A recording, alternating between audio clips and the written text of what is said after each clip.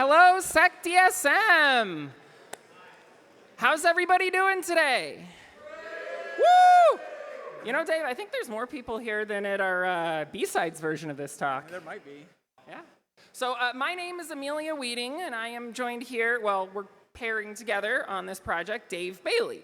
Together in our day jobs, we work on some cool stuff, but when we get out of work, we kind of get bored sometimes.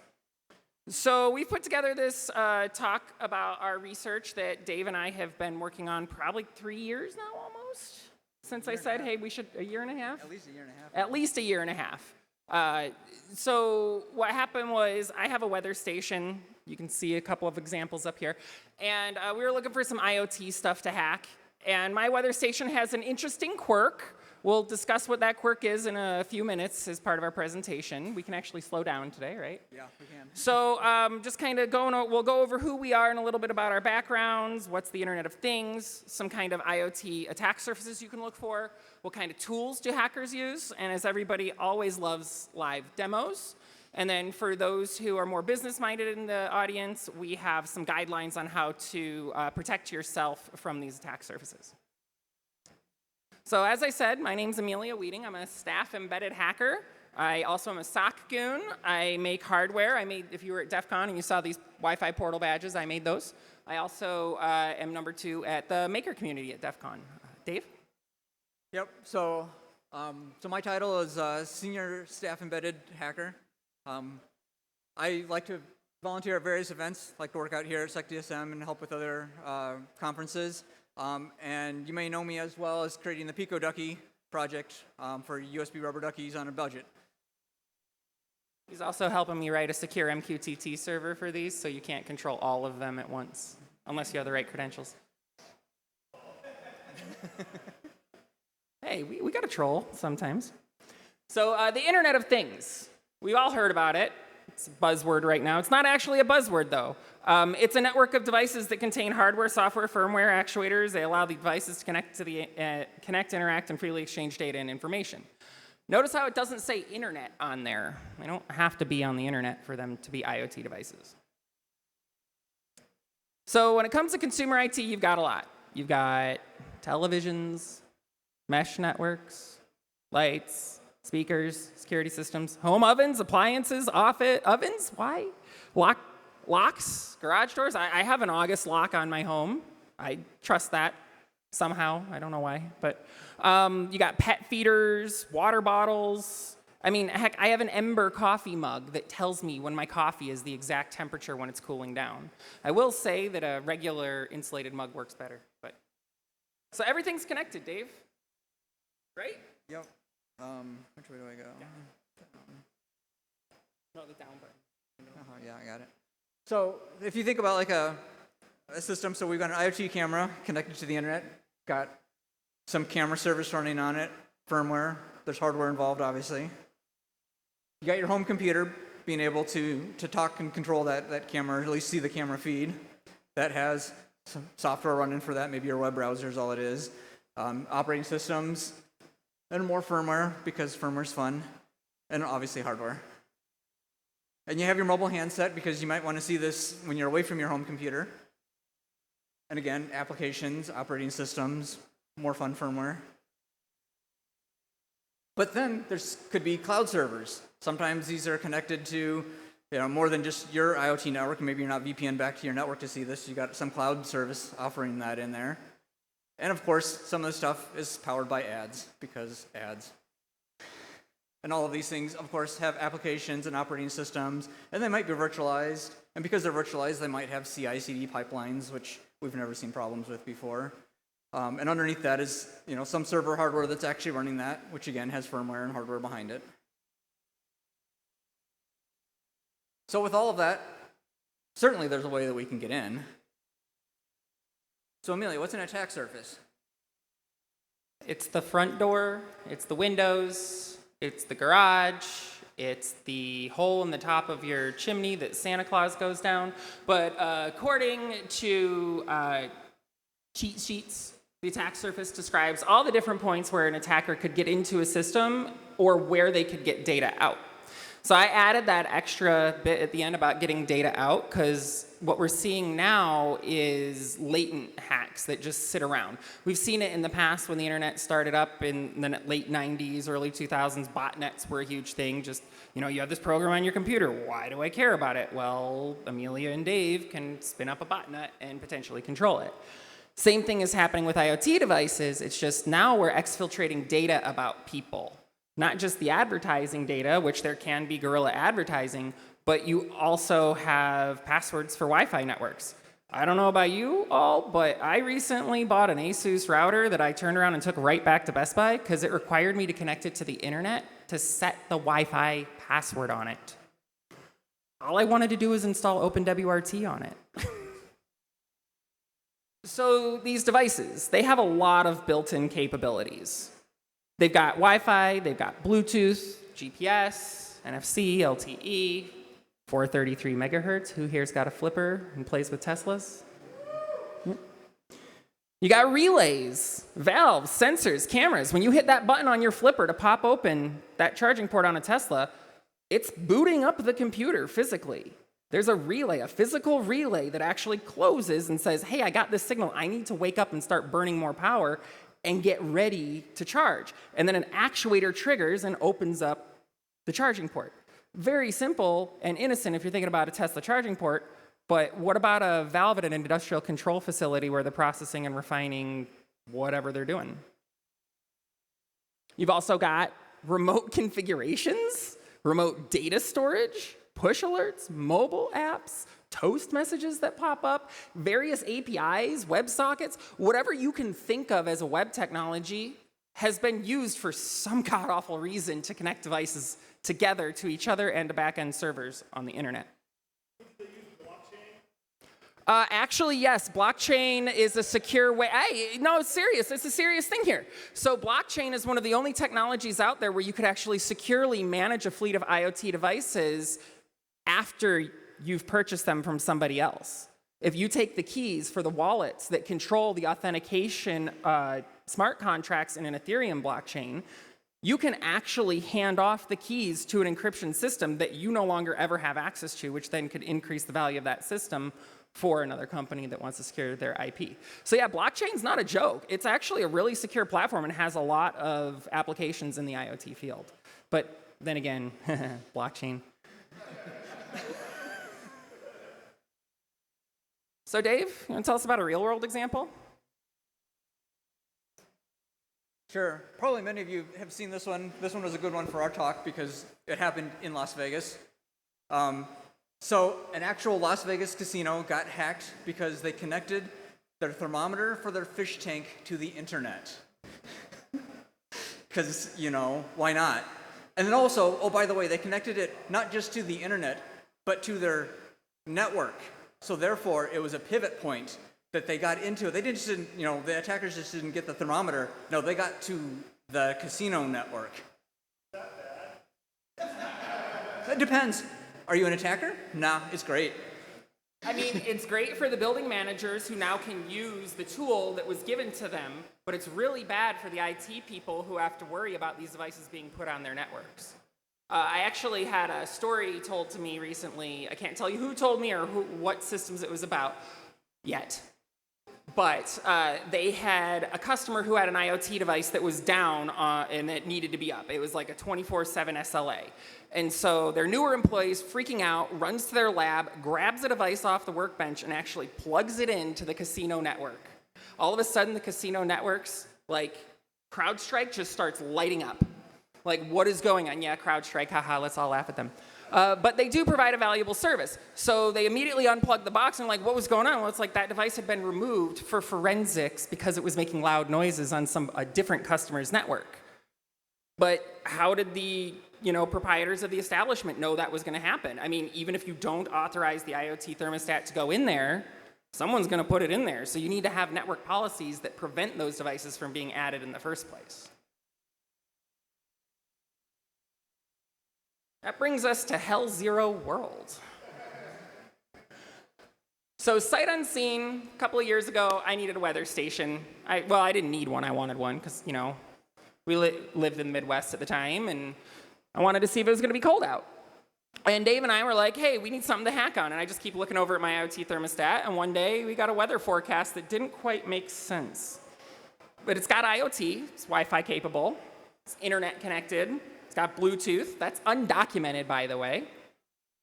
It's got a 433 megahertz radio in it for standard weather reading of remote devices, or the weather pods. What are they called? I don't even know. Sensors, yes, a remote wireless weather sensor. There was no FCC ID on it. These literally have no FCC IDs on the outside of them. And as to why we have 2 of them, well, we actually have 3. My cat broke the first one. We got the second one off of eBay, and this third one we got via becoming OEMs. But yeah. So who here saw what was weird about that?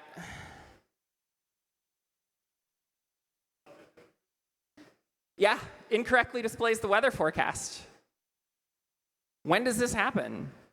Well, what's kind of funny is if you switch between Fahrenheit and Celsius, you can see up here it's predicting 32 degrees and 177, and down here it's predicting 0 degrees and a low of 147 degrees Celsius, a low of 177 degrees Fahrenheit, a low of 191 degrees Fahrenheit. We actually learned that at 155, well, actually, at 0, it underflows to 155C, 191F. Why they're using a 7-bit unsigned integer here, we don't know. We actually got distracted by all the other stuff that we found. So we never actually have sussed out exactly why this bug happens, but we rely on our devices, right? This is a weather station. Maybe you've got that in a greenhouse monitoring the humidity and temperature so that your tomato starters don't die. Would you rely on this to take care of your plants? Or anything? Would you rely on this for your own security? Why would you put this on your home network after seeing it underflow? I immediately went and followed the FBI's advice and physically segregated my networks. So I now have a physically separated IoT network. But what else is here, Dave? So first thing we do as good hardware hackers is we open it up. What's in here? And you actually guys get to see the unredacted version. The first time we gave this, we had to redact some of this stuff. So what's actually in here, this is a Tuya dev kit. You can actually buy these. Amelia's got one here. We'll pass it around. First one first? Yeah, do the first one. So we're going to pass this around. So that chipset is actually that one right here. So it's exactly the dev kit that they have on here. It's not even like their own, created their own chip or whatever. It's just directly this chip in here. So we started looking at that. So through that, we were able to find, through research, we found an FCC ID. And then through internet searches, we found the data sheet and some other documentation and some write-ups from others, because at the time when we were starting this a couple years ago, there was actually active hacking on Tuya devices, and there still is today. So like the repos and stuff that we reference in here and that we're using are up to date. And people are still hacking on these things because there's lots of fun things. And some of it's just home automation. Some people are just figuring out how to get this to work with their home automation pieces and stuff without using the Tuya pieces. And then we started looking at it through the multimeters and the scopes. And did anybody notice, this box here? So if you know anything about circuit boards, Q generally on a circuit board means there should be a transistor there. Nah, they just needed to short it together, so they just put a resistor across it. What's interesting is this is the version, I believe, 1.1 circuit board, and this is the version 1.3 circuit board. They didn't fix it.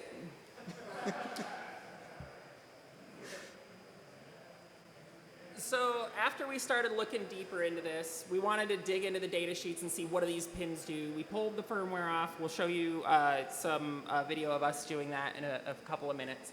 But once we understood what the pins were, we were able to discover that there's a UART1 and a UART2 on here, or a 0 and a 1 if you're a purist. And by hooking up to the TX, RX, Two, on the left there, or on the right side, it's on the left when you're looking top down on the chip, you can actually get all sorts of logs coming off of it. And I was like, what are all these logs coming off of here? What is happening here? So like imagine like, sitting there and you plug in your thing and all of a sudden you start seeing data dumping out to your console. You just plug in your weather station and all of this just starts dumping out. There's all sorts of juicy bits of information in here, and we're like, well, what the heck is all of this? What are these sets of bits of data that are coming through here? And so you'll notice that there's these blocks of data here, and that says BLE get connection. This thing does not have BLE advertised on it. So what the heck is going on here? I'm looking through the data sheet, and I find this interesting looking data structure that looks very familiar to these messages that we just saw coming out on our console. And I'm like, hey, Dave, what is this? And then Dave starts looking at it and he'll tell how he actually reverse engineered and decoded the data, and then together we wrote a fuzzing platform. He does the crypto, I do the hardware. It's pretty great. But yeah, once we realized that was here, we're like, oh my God, we got to keep going. And so Dave asked me a very critical question about this awesome tool on our command line. It was pretty much, what else is here? Right? No, you asked what's the IP address. Oh, right, yeah. Yeah, so this is interesting from the debug serial. So this is all unencoded data, or not unencoded, unencrypted. It is coded up there, but we were able to figure that out, and we'll talk about that in a second here. So we looked it up and said, hey, so, of course, sorry. So of course, we found the IP address of it, and what do you do as a next network hacker? You nmap it. And so there's this port that's open on it. 666A, what does that do? Well, we want to keep you on the hook, so we're going to tell you about hardware hacking, and then we'll tell you about what that port does. Well, you don't want y'all getting distracted by all the boring stuff. So we did identify the pinout, solder the jumpers for UART serial pins so that we could continue to do this in a more robust fashion. Utilize the flipper FTDI, also used a tie guard. You can actually see up here, there's my flipper. It's the same flipper that's up here right now. And then this is a tie guard. You see over here, there's the tie guard. I actually had to use my flipper for another time, so that's why we ended up using the tie guard as well. And we dumped the firmware using BK7231 tools because we're like, what the heck else is here? And while I'm dumping the firmware, oh yeah, there's X-ray shots. Dave goes, what is on 6668? And he just connects, and data comes out. Literally, just data starts coming out. So we have the dumped firmware. We have the hardware taken apart. We have some friends that are X-ray techs. So it turns out if you have a friend that does testing or does things with an X-ray machine, occasionally they need to calibrate the machine. And just like makers look for inspiration from other people, we handed it off to them and said, hey, if you ever want to get this done, or X-ray this, go for it. And they X-rayed it for us. And now we have these awesome shots here. They didn't help us. They actually ended up missing the one chip we wanted to look at, which was the LCD driver. But, we got to see the awesome frayed wires. That's factory. That's not me. That's actually factory. My soldering joints are those ones. Right there. So yeah, had a lot of fun with that. This is just kind of showing you us dumping the firmware, which is us beginning to try and figure out what does 6668 do. Yeah, that'd be easier. And then once we had the firmware dumped, Dave started actually going through it in Ghidra and figured out there's a protocol here. There's like some kind of encryption. We even were able to get the keys and everything off the devices. So the tool that we were using actually lets you dump the, oh, come on, bring the right one up. Passwords and all sorts of stuff off it. Here, let me make this bigger. So once you dump the firmware successfully off the device while you're trying to figure out what the heck this port does, you'll notice there's a bunch of data in here that looks like it probably shouldn't be. UUID, PSK, auth key? Those look ominous, right, Dave? Yeah, hey, look, there's a fun one. Oh, PK, I wonder what that stands for. Another key. Oh, that key actually ended up being used somewhere else, but not in what we're demoing today. And then we also found something else really interesting there. Yeah, that is my Wi-Fi network name and password. It's encrypted. Amelia, base 64 is in encryption. No kidding. Right? So I send Dave the firmware so he can start trying to figure out what this port does. And he goes, hey, Amelia, I know your Wi-Fi password. So I said, prove it. So I did. So he did. And we've actually been using that same Wi-Fi network this entire time for all of our testing, and they're actually still connected to it. So if you want to go do the hand decode right now and mess with us, I will hunt you down and I will murder you. I'll also give you a sticker. But yeah, we were able to identify all this crazy information out of here and explore the on-device code. And I'm not going to show the IPs up here yet because we're actually going to scrub those from the firmware before we release it. There was a block of 10 IP addresses in here. Again, what do we do as hackers with an IP address range? And they were all 10 different ranges. So, of course, I nmap all of them. I found over 1,000 services running on AWS, on Amazon, on Google Cloud, all unsecured. A lot of them are just demo servers, a dev server, a hello world, a configure your IIS 7 server. I'm sure that's fine. Yeah, totally fine.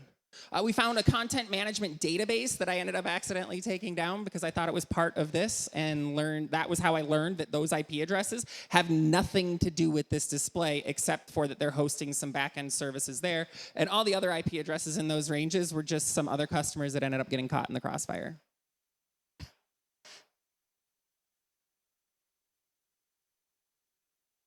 So, of course, when we dump the firmware, we got to run it through binwalk and trying to see what's interesting in here, which really didn't tell us a whole lot that we didn't already know through it.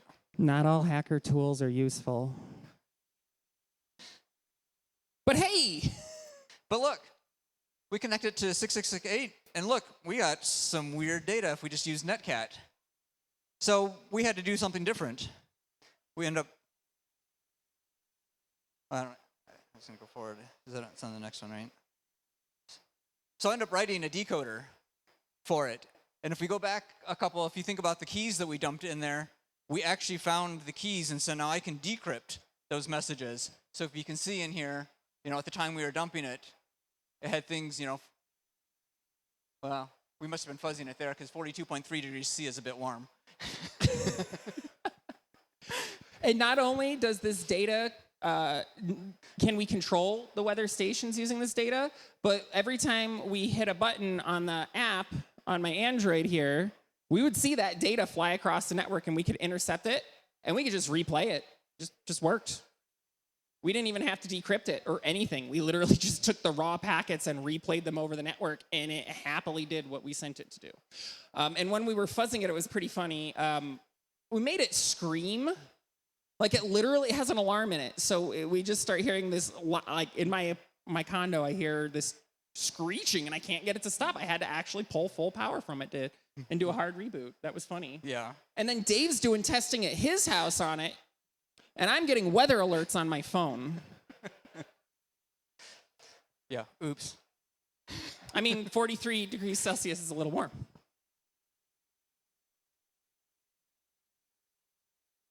So we have a recording of one of the demos that we did.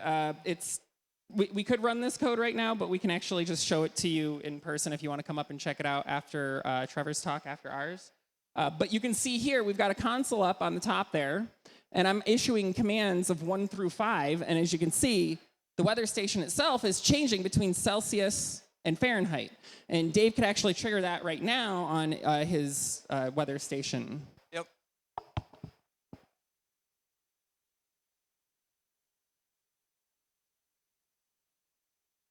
So it's currently in Celsius. And now it's in Fahrenheit.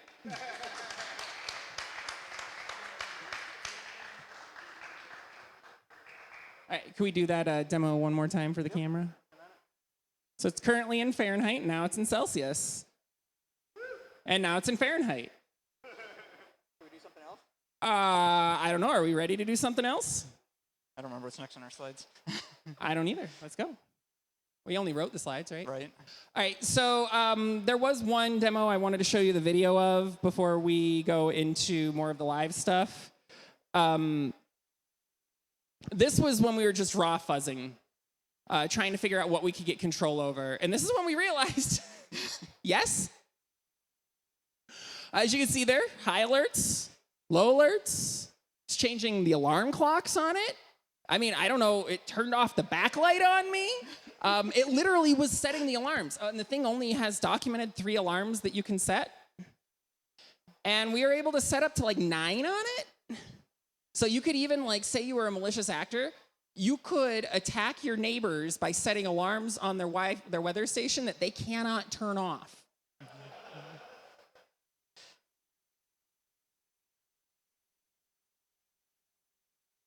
So do we want to go back to a little bit more of the live demoage? Sure. When's our 5 o'clock one? Oh, do you want to do that one now, or do you want to do it at the end? We can do it later. Okay. Well, so Dave had been doing some research last night, and I actually haven't seen this yet, but he can make the thing make some. Can you make some? It'll beep. Beeps? Yep. So Dave actually got this working last night. So there's a alarm clock function on here, but it also makes a beeping noise. Is it not beeping? No, we haven't gotten that far yet. Just a second.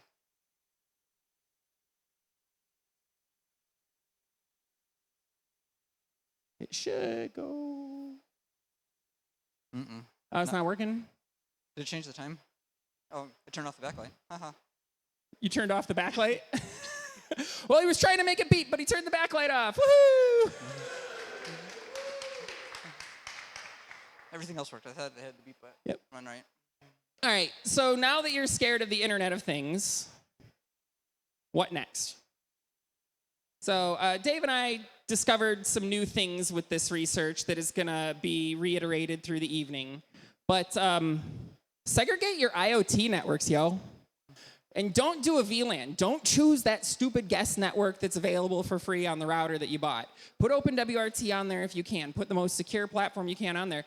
Grab the cheapest Linksys router that you can find and make that your IoT router. Because that device is going to be more compatible with all of your hardware, and now you can segregate the VLAN physically. Instead of making the VLAN, you have the physical LAN. Use strong passwords. If we had encountered encrypted passwords on here instead of encoded passwords, of course, we're going to go and get Hashcat up. We're going to get John up. We're going to try and crack the password. If it's sufficiently long, we're not going to be able to do that. But just in case, securely dispose of your IoT devices, and not just with, the traditional 9mm. You might miss the flash chip, and as we discovered here, my home network credentials were exposed. If I had, say, shattered the screen on the first one playing with my cat and just threw it away, my Wi-Fi network would be exposed to the general public from someone dumpster diving looking for that. Maybe it ends up in a recycling facility because someone pulled it out of my trash, and now it's on a shelf of a Goodwill, and now somebody over in California has my password. Have asset tracking. This is even good for your home life. You should have a spreadsheet somewhere, a Google Sheets, something where you keep track of the serial numbers of the devices and the MAC addresses of the devices on your network.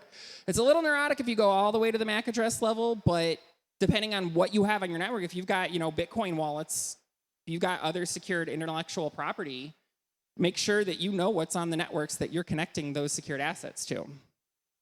You need to have a documented incident response plan. That's more for like a business or small business, or if you have your own personal LLC or something. Because if you don't have a documented incident response plan, you could end up liable legally for hacks on your platform. Also, update. Did I mention update? Unless you're a specific version of a Samsung washing machine, then don't update. Because sometimes with these IoT devices, they become insecure because of features that are added in later firmware patches. So there's this weird dichotomy where you have to understand the devices that you're putting on your network to know if they're actually secure with the security features, quote unquote, that they have enabled, such as a protocol over your network that's just encoded. Oh yeah, Dave, you didn't even tell the story about the encoding and how weird that was. Oh, all right.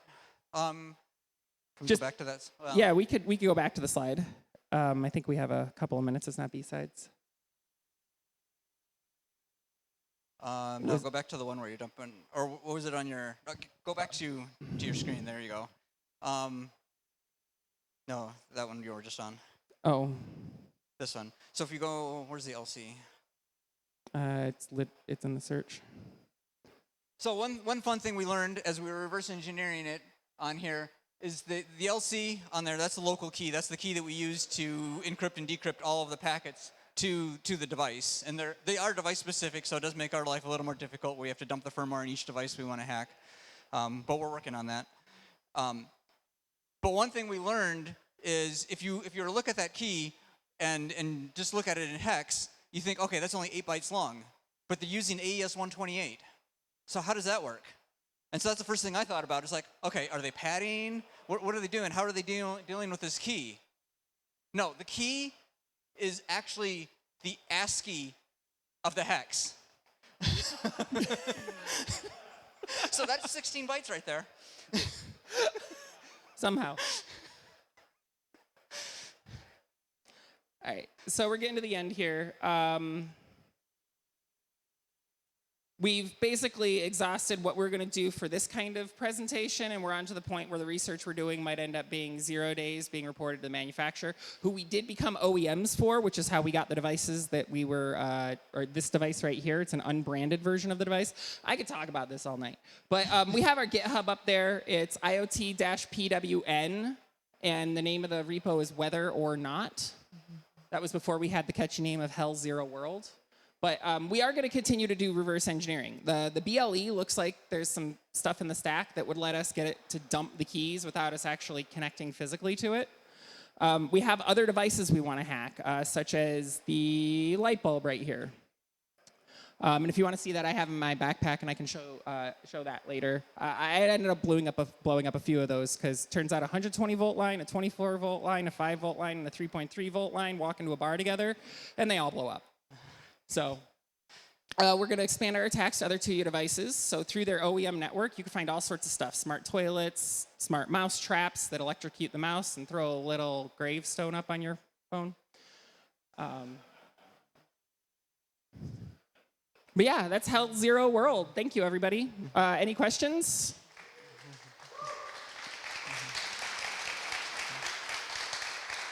Oh, we have one more trick up our sleeve. I mean, I know it's already 7 p.m., but some people need to wait for it. So let's make it 5 o'clock here.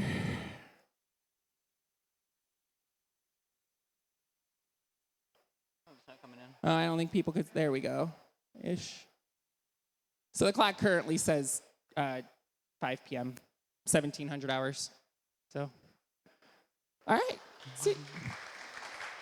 I don't know why that's not. All right, Nick, what was your question?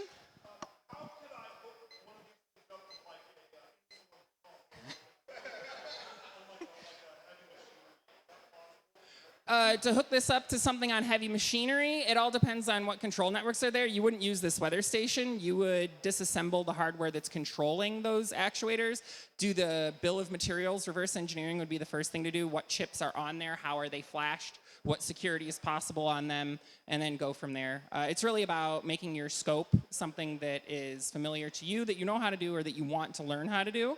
Because every single one of these devices is going to have some kind of thing that you're going to find on them. Thank you for the question. Other question?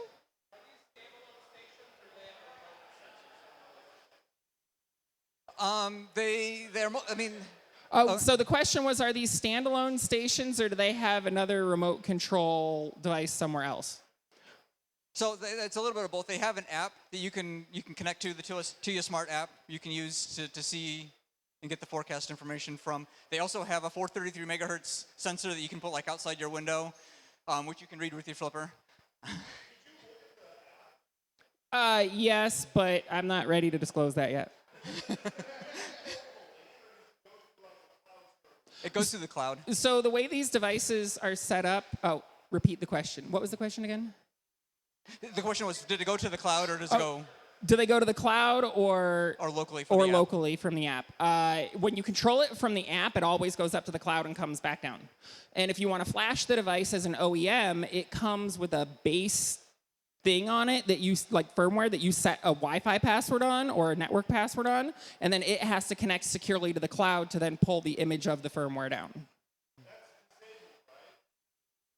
It is not disabled for being able to push firmware to the from the cloud on these. These are fully managed by whatever company to you sold the white label device through.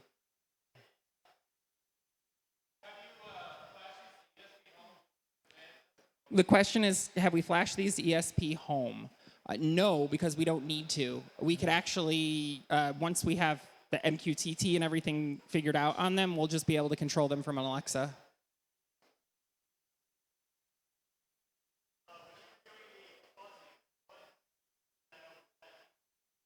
So when we were doing the fuzzing, what were we doing that over? It was just straight up TCP. We were just sending the packets that, so Dave had figured out how to reverse engineer the control bytes.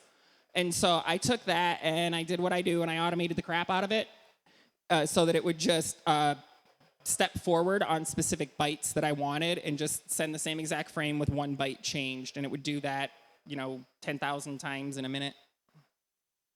It does not like when you go that fast. Yeah, we crashed it many times. A few.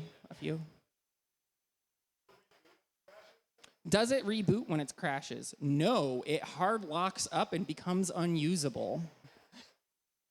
So in theory, if you're driving around your neighborhood, just open Wireshark monitoring mode, and you just happen to send IP address or packets directly to the device's MAC address, we did not confirm whether or not it'll respond over UDP. So, I mean... There might be a UDP port open. Any other questions? Awesome. Well, everybody here has been great. Thank you so much for your questions. Thank you so much for having us here at SecDSM. Again, my name's Amelia Wietting. I'm Dave Bailey.